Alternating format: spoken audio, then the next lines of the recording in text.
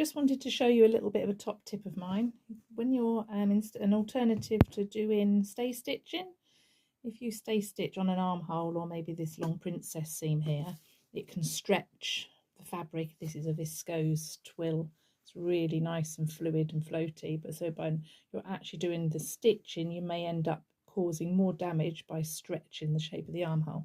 So I like to use this narrow interfacing. You can buy it on a roll like this, or you could just cut strips yourself. That's okay. Your pattern, so this is the pattern that I've made myself that I'm working with. So the pattern is the actual shape that you want the finished armhole to be. So what I've done here, you can see on this one, is I've ironed on this interfacing strips on the long edge and around the armhole. I've trimmed it down for the armhole in half because it was too wide to go around the curve.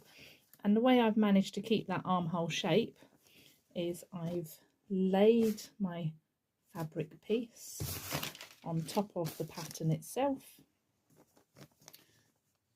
and that has ensured that because you can see how it moves, you just pick it up and put it somewhere, and then if you stitch it you might end up with completely the wrong armhole shape. It might elongate when you're stitching, doing the stay stitch.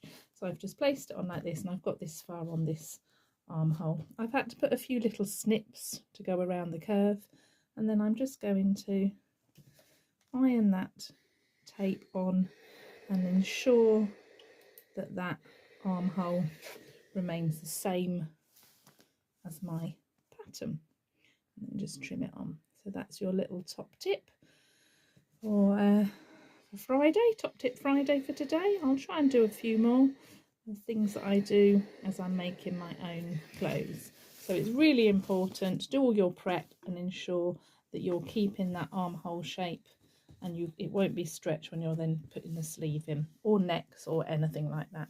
Thanks for watching. Catch up soon. Bye.